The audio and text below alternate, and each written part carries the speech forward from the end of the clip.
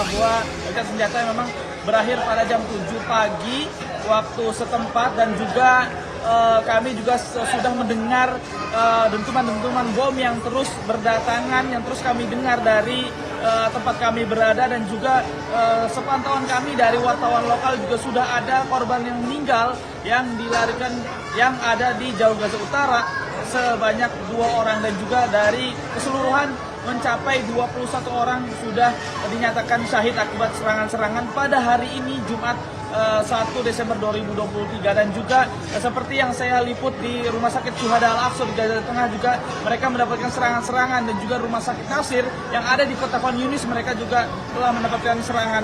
Kami berharap semoga tempat kami dan juga seluruh tempat yang ada di Gaza menjadi tempat yang aman bagi pengungsi-pengungsi.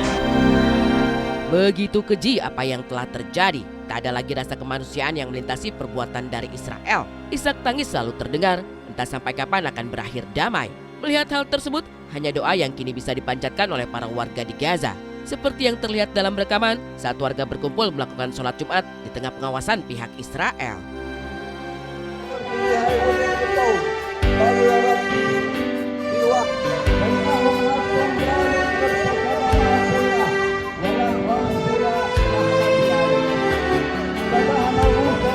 This is part of the crucial part of the deal to release more hostages from Hamas. If aid can come in, the deal included 200 trucks that can come in every day.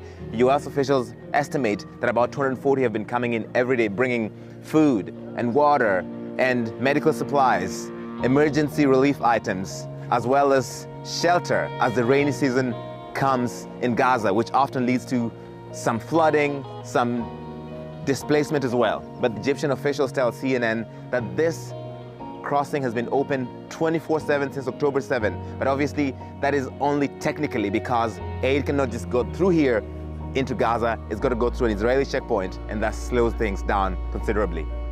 Larry Medowo, CNN at the Rafah crossing in Egypt.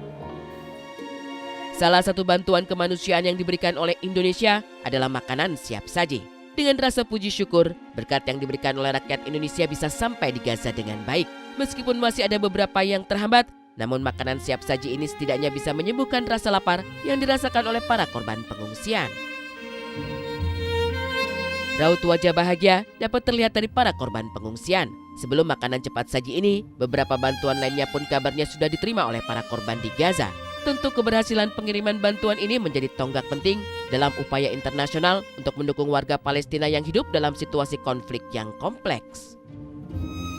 This is the last section of the Rafah crossing on the Egyptian side into Gaza. This is the only border entry point and exit that is not controlled by Israel.